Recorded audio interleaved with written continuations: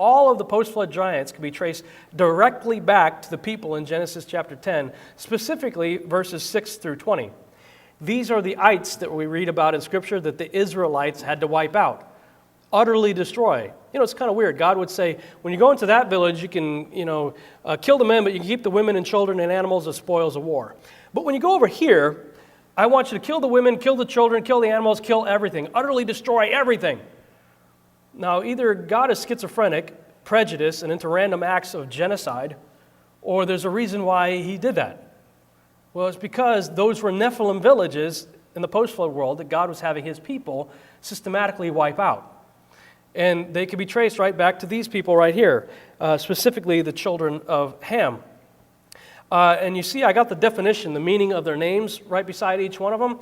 I'm just going to take all of these names in the exact order that they're listed there and string them together in a paragraph and show you what it spells out. Taking those names, putting them together in a paragraph, this is what it says. He raged, a black terror, double straight, afflicted trafficker. Black terror, drink thou anguish. Compass the chamber, thunder, compass the smiting. He who is coming, their love, we shall rebel. A double straight firebrand, travailing, affliction of water, blades opening the moistened morsel, forgiven ones bowing to spy, a trafficker hunting terrors, trodden down sayers, the strangers draw near, showers of life gnawing like thorns, they shall break loose, double woolen enclosures of wrath. That's an interesting family. We know from Scripture that people name their children for what they observe. Esau comes out, he's red and hairy, so they name him Esau, which has those meanings. Jacob follows, holding on to his heel, so they name him heel grabber. Right? People name their children for reasons. So what causes a parent to look down at their child and say, enclosure of wrath? What do you think, honey?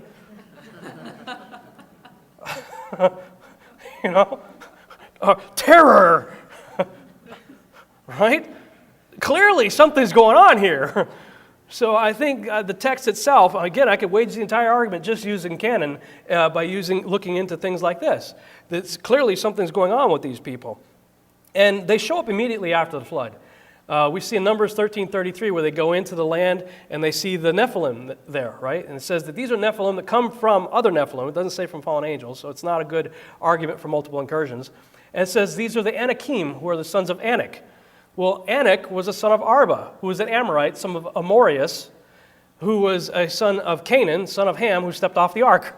So you've got a direct line right to the boat from Numbers 13:33 backwards.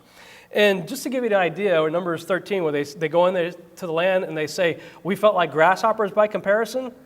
Yeah, well, this is what Caleb was up against. All right, it helps you understand why the spies said what they said. They were afraid. But who's bigger, God or the giants? Look at what Caleb says. But Caleb quieted the people before Moses and said, let us go up at once and occupy it, for we are well able to overcome it. The Scripture says in Amos 2:9 that the Amorites got as tall as cedar trees. I'm just going to take the Scripture literally. Sometimes the Bible talks in allegorical terms, in metaphor, uses symbols and whatnot, but when it does, usually an angel or somebody comes alongside the character and says, oh, by the way, this is what that weird creature represents. So when it speaks in allegorical terms, the Bible itself tells you what it's saying. And so I say, well, when it doesn't have that extra bit of narrative, we should just take it literally. And if you take the Bible literally, you see a lot of wild stuff. And so Amos 2:9 says they got as tall as cedar trees and strong as the oaks. That's not an exaggeration right there. And just to give you an idea of what a battle with a 35-footer would look like, I mentioned the movie Wrath of the Titans earlier. There's actually a scene in the movie where Perseus is going up against a 35-foot Cyclops. This is what a battle with a 35-footer might look like.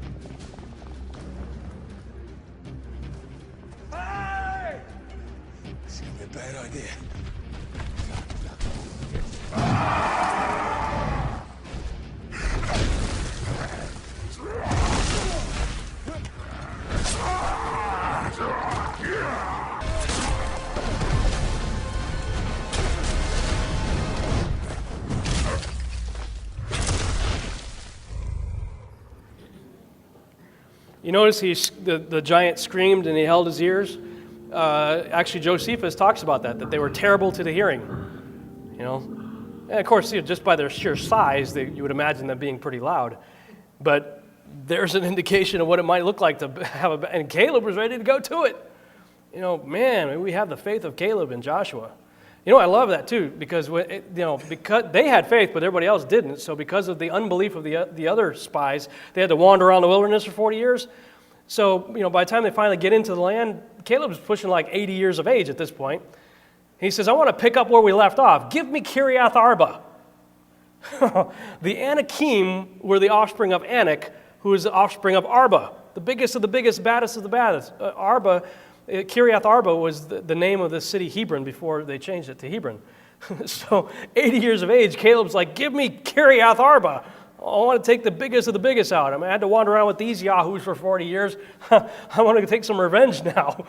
Man, serious. That's some serious faith. How big is your God? All right. Now, when we look in the ancient world, we see a lot of megalithic structures, like this structure here in Baalbek. The history of Baalbek reaches back approximately 5,000 years. Excavations between the Great Court of the Temple Jupiter have uncovered traces of settlements dating to the Middle Bronze Age, 1900 to 1600 BC, built on top of an older level of human habitation dating to the early Bronze Age, 2900 to 2300 BC, which makes it roughly contemporary with the Tower of Babel. How interesting that they link it to the Tower of Babel. I found a quote by an individual named Michael Aloof in his book, The History of Baalbek. He says, after the flood, when Nimrod reigned over Lebanon, he sent giants to rebuild the fortress of Baalbek. Now, the Tower of Babel was only about 100 years after the flood.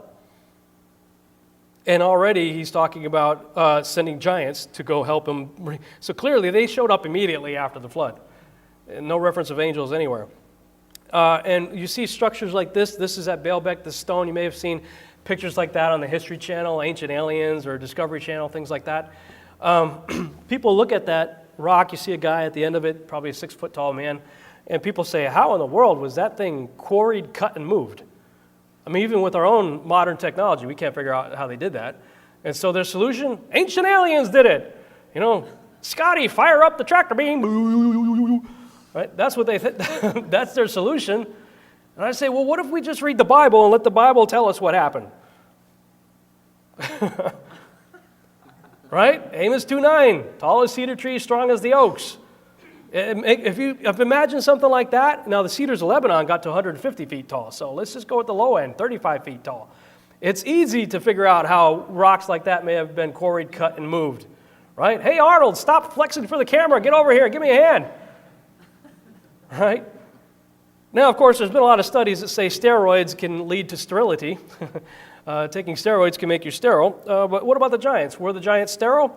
Well, I don't believe they were. We already talked about the sons of Anak, who was the son of Arba, who was an Amorite, son of Amorius, son of Canaan, son of Ham. So clearly the giants are not sterile. A lot of teachers teach that they are, but the scripture contradicts that.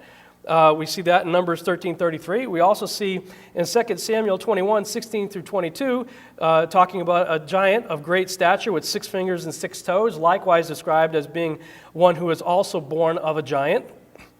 We see again in 2 Samuel 12:22, 4 giants were born to the giant in Gath. Some say these might have been the brothers of Goliath that fell by the hand of David in the hands of his servants. So clearly the giants were not sterile. Okay, so if we have giants that are not sterile, and we have the potential of female Nephilim, like as in those who got on board the ark, the wives of the 3 sons, it's a game changer. There's no need for multiple incursions when you have that. And so it made me think of suspicious women and the rise of the X-Men as a category that I wrote as a chapter in my book. This is my book, by the way, right here, Archon Invasion and the Rise, Fall, and Return of the Nephilim. Just put that one out in December. Again, we talk about why did God say what he said with regard to the various ites in the Bible. And he said, utterly destroy the women also. You know, some villages, they could take the women as spoils of war, but other villages, they had to utterly destroy women and children. So clearly the Bible is saying something's up with those women. Again, it says in Deuteronomy 7, 1 through 3, utterly destroy them, but also don't even think about marrying them at this point, okay?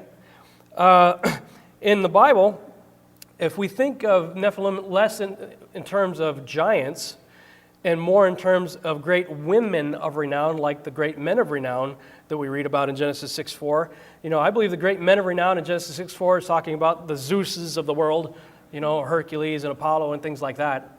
Well, we have goddesses mentioned in the Bible too, don't we?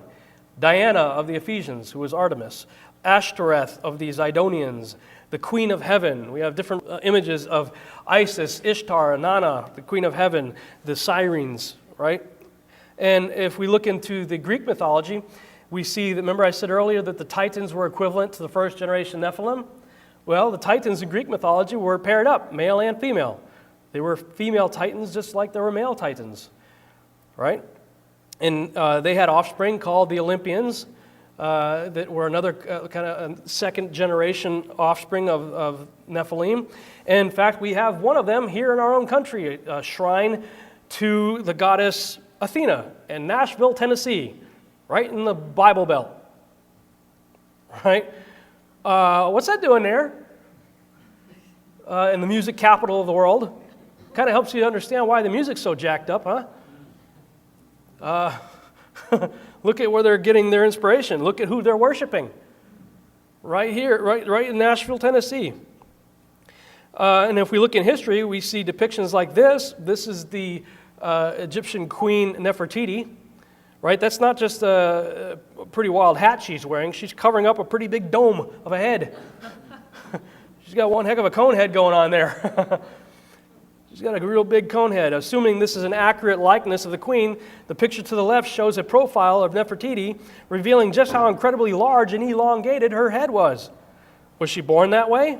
Were her daughters born that way too? Here's a representation of one of her daughters. We see, you see the Akhenaten on the left there holding one of his kids, and Nefertiti on the right with two of her daughters. The little baby up on her shoulder has an elongated head. Now, some people think that's just people strapping boards to their heads and stretching out their skull. Well, first of all, that's a baby right there with the skull like that. But I'm going to suggest that, yes, there are people in the world who do strap boards to their head to change the shape of their skull. But the reason why they're doing that is because they're emulating something they saw somewhere else in the distant past that was naturally that way. Like this girl right here. She was naturally that way. Okay? This skull, the person who gave it to me is a friend of mine. His name is Jeff Randall. He called me up one day after doing a Google search. We hadn't seen each other or talked to each other in 5 years. He moved from Texas to New York. He's doing a Google search one day on Nephilim and sees my stuff all over the place on YouTube and everything. He's like, what in the world? I didn't know you were into this. So he contacts me out of the blue. He says, when did you get into this stuff? I said, well, I've kind of always been into it. He says, well, we got to talk. He says, I'm coming back to Dallas for a short trip. We need to hook up. So we go out to dinner, and he gives me this. He says, maybe this will help you with your research. I'm like, yeah, dude. That's a great prop, huh? He said that the woman who gave it to him had access to the original skull in Peru. This is from Peru. This is a replica of the skull in Peru. It has a completely different suture pattern on the top of its head. We have a frontal lobe right here, and then we have the two parietal lobes. This doesn't have that. It's a completely different suture pattern. Strapping boards to your head is not going to change the suture pattern. This is somebody that was born that way. This is a female skull, and you see the difference between the female skull and the more robust male skulls there. This is a artist representation of what this person may have looked like in real life. Could that have been what the wives of Noah's 3 sons looked like? Could be. These people got their genetic traits somehow. The Egyptians were the offspring of Mitzrayim, who was an offspring of Ham. So it's possible.